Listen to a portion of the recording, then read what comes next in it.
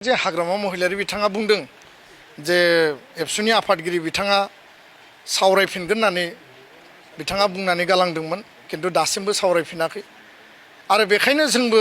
नाजाबाय थादों सम आरो सुबिदा मोनोब्ला। दिनैनि गुबै टपिकआनो जाहैबाय जोंहा एबसुनि दुलाराय बर' फरायसा आफादनि आफादगिरि दिपेन बर' सारा दिनै जोंनो गोख्रों बाथ्रा बुंनायखौ जों नुनो मोन्दों। गोबां बाथ्रा बुंलांनो जोंहा दुलाराय बर' फरायसा आफादनि दिपेन बर' सारा फैबाय थानाय बिटिसि बिसायख'थिनि सिगां जे जोंनि हारिनि गेजेराव जाहाथे इलेक्सनखौ लानानै जाहाथे दाङाबाजि जाया आरो बुलाय सुलाय जाहाथे जाया बेनि बागैबो दिनै दुलाराय बर' फरायसा आफादनि आफादगिरि दिपेन बर' सारा गोख्रों बाथ्रा रावजों बुंदों। फारसेथिं फैबाय थानाय बिटिसि बिसायख'थिनि सिगां UPPL आरो BPFनि गेजेराव खौसेया जामारसिगोन नामा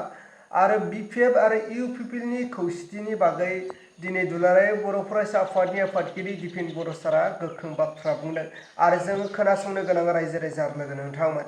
जोंहा दिपेन बर' सारा मा बुंलांखो अब्ला रायजोफोर नोंथांमोना फारसेनिफ्राय खोनासंलांबानो जाबाय। बिसायख'थिनि सिगां जाहाथे जोंनि गेजेराव दाङाबाजि जाया बुलाय सुलाय जाया आरो फैबाय थानाय बिटिसि बिसायख'थिनि सिगां जाहाथे BPF आरो UPPLनि गेजेराव खौसे जानानै जाहाथे इलेक्सन गेलेथों होननानै दिनै दिपेन बर' सारा बे बाथ्राखौ बुंदों। स' नोंथांमोना नायलांदो अब्ला आङो स्क्रिनाव होबाय। जे हाग्रामा महिलारि बिथाङा बुंदों जे एबसुनि आफादगिरि बिथाङा सावरायफिनगोन होननानै बिथाङा बुंनानै गालांदोंमोन किन्तु दासिमबो सावरायफिनाखै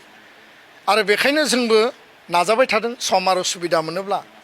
सम आरो सुबिदाया खाबु होयोब्ला दुलाराय बर' फरायसा आफादा सावरायफिनगोन। दुलाराय बर' फरायसा आफादाबो हाग्रामा महिलारिजों सावरायदों, मानगोनां प्रमद बर' बिथांमोनजों सावरायदों। सावरायनानै जे जोङो बबेबा बिन्दोआव हारिनि सार्थआव ज' आवगायलांनो हायो नामा किन्तु फैयै नभेम्बर डिसेम्बराव बे सावरायनाया थाबथानानै थादों। जे कुनु कारनाव आरो भायलेन्स जानाङा, कुनु कारनाव जाहाथे पिसआ बेयाव डेस्ट्रय जानाङा, कुनु कारनाव जाहाथे बिदा फंबायनि गेजेराव नांलाय खमलाय जानाङा, राजनितिक बे माने मोनसे रेसाव कुनु जाहाथे कनफ्लिक्ट कुनु जाहाथे बेबायदि टार्मल सिटुएसन जाहाथे फैया, बिदा फंबायनि गेजेराव नांलाय खमलाया जाहाथे गाज्रि थासारियाव सहैया जों बेखौ लुबैगोन। दुलाराय बर' फरायसा आफादा जेब्लाबो हारिनि खौसेथिखौ लुबैयो आरो बड'फाया जि स्ल'गान जि मोन्थोर जोंहा होनानै गालांदों जे बुहुमनि बर'फ्रा खौसे जानांगौ, बड'स अफ दा वर्ल्ड इउनाइट आरो इउनिटि थ्रु स्ट्रागल, सोमावसारनायनि समाव बुहुमनि बर'फ्रा बयबो खौसे जादोंमोन आरो टाइम एन्ड एगेन दुलाराय बर' फरायसा आफादनि इनिसियेटिभआव जेलानो जोंनियाव हारिनि क्राइसिस फैदों, हारिनि माखासे आंखाल बा पलिटिकेल क्राइसिस, जोंनि माने कनस्टिटिउसनेल सेफगार्डनि जेला क्राइसिस फैदों, मालाबा जोंनि गेजेराव कमिउनेल राइट कमिउनेल कनफ्लिक्टफोर जादों, हारि नाङैनो जों गसंथानांगौ, बेबायदि समफोराव दुलाराय बर' फरायसा आफादा बर' थुनलाइ आफाद गुबुन जातीय आफाद माहारि आफादफोरखौ लानानै जों खौसे सावरायदों। बर'नि जायफोर मेलेमजिबिफोर जायफोर सानसुमैफोर बिथांमोनखौ लानानै जों सावरायदों आरो जोङो जेब्लायबो माहारिनि खैफोद आंखालनि बे क्राइसिसनि समाव जों ज' मोनबोदों। दा बेखायनो टाइम टु टाइम बे दुलाराय बर' फरायसा आफादनि जेब्लायबो आपिल आरो थांनाय समफोराव दुलाराय बर' फरायसा आफादा एकर्ड माने मोजां जानांगौनि थाखाय बा बर' जि इस्युखौ मोजाङै सलुसन खालामनो, आलादा रायजोनि जि इस्युखौ मोजाङै सलुसन खालामनो थाखाय जों माहारियारि आफाद राजनितिक दलखौ लिंनायावबो जों ज' मोनदों। थांनाय 13 तारिखआव फिन खेबसेबाव दुलाराय बर' फरायसा आफादा गासै बर'नि माहारियारि आफाद 14टा आफाद, बर' थुनलाइ आफाद, एक्स BLT कअपारेटिभ ससाइटि आरो एक्स NDB वेलफेयार एस'सिएशन, जोंहा इउनाइटेड बर' पिपल अर्गेनाइजेशन, आबोफ, दा बिदिनो नोङो गुबुन गौथुमफोरखौ लांनानै जोङो लिंनानै ज' सावरायदों। एजेन्डाया जाबाय हारि दानाय गेरेमसा माहारि आरो जोङो बर' हारिनि फिउचारखौ जोङो रडमेपखौ तैयार खालामनाय। बयनिबो मतामतआ पजिटिभ आरो बयबो बुंदों सामाजिक भाबै जोङो आफादफ्रा खौसे जाबाय, बर' हारिया जों सामाजिक भाबै खौसे, राजनितिक स्तरावबो खौसे जानांगौ। बर'आव दा दिनै UPPL BPF मोननै सोमावसारनायनि गेजेरजों जोनोम जानाय आन्चलिक दल दङ, लोगोसेनो APB गोदानै मोनसे आफाद आरो जोनोम जाबावदों हान्जा। दा बेखायनो जों बे खालि सावरायनायाव जोंनि सावरायनायनि एजेन्डाया नन पलिटिकेल आरो जों मिडियायावबो बुंदों खिन्थु सावरायनायाव गुबुन गुबुन जायफोर आफादफोर बिथांमोननि मतामताव बे राजनैतिक परिबेस परिस्थितिनि खोथायाबो ओंखारदों फैयै फैयै जोङो 14 तारिखआव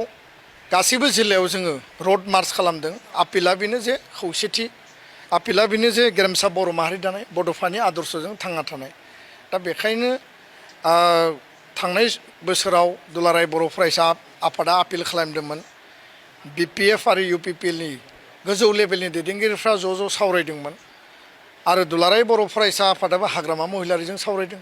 मानगोनां प्रमद बर' बिथांमोनजों सावरायदों सावरायनानै जे जोङो बबेबा बिन्दोआव हारिनि सार्थआव ज' आवगायलांनो हायो नामा खिन्थु फैयै फैयै नभेम्बर डिसेम्बराव बे सावरायनाया थाबथानानै थादों आरो बेखौनो जों नुदों जे हाग्रामा महिलारि बिथाङा बुंदों जे एबसुनि आफादगिरि बिथाङा सावरायफिनगोन होननानै बिथाङा बुंनानै गालांदोंमोन खिन्थु दासिमबो सावरायफिनाखै आरो बेखायनो जोंबो नाजाबाय थादों सम आरो सुबिदा मोनोब्ला सम आरो सुबिदाया खाबु होयोब्ला दुलाराय बर' फरायसा आफादा सावरायफिनगोन खौसेथि बबे लामाजों थांगोन बुजाबुजिनि परिबेस फैगोन ना फैया सावरायनायनि गेजेरजोंसो बियो रिजाल्टआ फैगोन नोङो ओरैनो 100% डाइरेक्ट जेबो खोथा बाथ्राखौ नों प्रेडिक्ट खालामनो हाया खारन गावबागाव हान्जाया गावबागाव लेभेलाव खामानि मावगासिनो दङ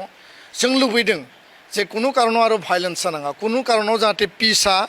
बेयाव डेस्ट्रय जानाङा कुनु कारनाव जाहाथे बिदा फंबायनि गेजेराव नांलाय खमलाय जानाङा राजनितिक बे माने मोनसे रेसाव कुनु जाहाथे कनफ्लिक्ट कुनु जाहाथे बेबायदि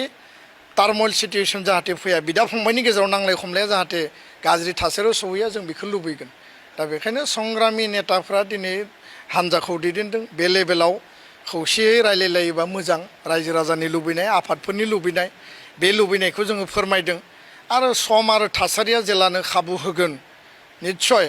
जुदि बिथांमोननि रेसपन्सआ पजिटिभब्ला निस्सय जोङो सावरायफिनगोन आरो बे लेभेलाव मोननै दोलो बा मोनथाम दोलोनि दैदेनगिरि जाय माने टप लिडारफोर दङ बिथांमोननि सायाव बांसिन निर्भर खालामगोन जे बिथांमोना सावरायनायनि थाखाय गोसो दङना गैया बा सावरायनो हास्थायना हास्थाया बा सावरायनायनि उनाव लामाया रडमेपआ मा जागोन बिथांमोननियावसो बांसिन निर्भर खालायगोन आं बेखिनि खोथा बुंबाय दा आं बेखौनो बुंबाय जे सम आरो थासारिया खाबुआ जेलानो फैगोन माने जोङो सावरायनायाव बाहागो लागोन आरो बे गावबागाव हान्जानि दैदेनगिरिफ्रा बिनि सायाव निस्सय सानगोन आरो बिथांमोना हास्थायोब्ला सावरायनाया जिकुनु मुहुर्तआवनो जानो हायो आं बेखिनिखौ बुंबाय अब्ला मानाव गेदेर रायजो राजा आरो लोगो नोंथांमोना थारैनो खोनाखाबाय नुखाबाय मिथिखाबाय नङा होनबा जोंहा दुलाराय बर' फरायसा आफादनि आफादगिरि दिपेन बर' सारा दिनै गोबां बाथ्रा बुंलांदों फैबाय थानाय बिटिसि बिसायख'थिनि सिगां जाहाथे BPF आरो UPPL आ खौसे जानांगौ बिनि बागै बुंदों थारैनो जोंनि थाखायबो BPF आरो UPPL जोंनि बर' हारिनि मोनथाम पलिटिकेल हान्जाया खौसे जानानै जाहाथे फैबाय थानाय बिटिसि इलेक्सनाव इलेक्सन गेलेनांगौ आरो बिनि उनाव जोङो BJPखौ जोङो बिटिसिनिफ्राय जोगारहरनो हागोन बा होस्रांहरनो हागोन जोंनि बर'नि गेजेरावनो दैदेनगिरिफ्रा साथाम दङ पलिटिकेल हान्जानि आरो बिथांमोना जाहाथे खौसे जानानै इलेक्सन गेलेयोब्ला जोंनि बर' हारियाबो जौगानायाव फैगोन होननानै आं सानो अब्ला रायजोफोर नोंथांमोना थारैनो बुजिखाबाय नङा होनब्ला दिनैनि भिडिअखौ आं बेखिनियावनो फोजोबबाय भिडिअखौ मोजां मोनदोंब्ला लाइक आरो चेनेलखौ मोजां मोनदोंब्ला साबस्क्राइब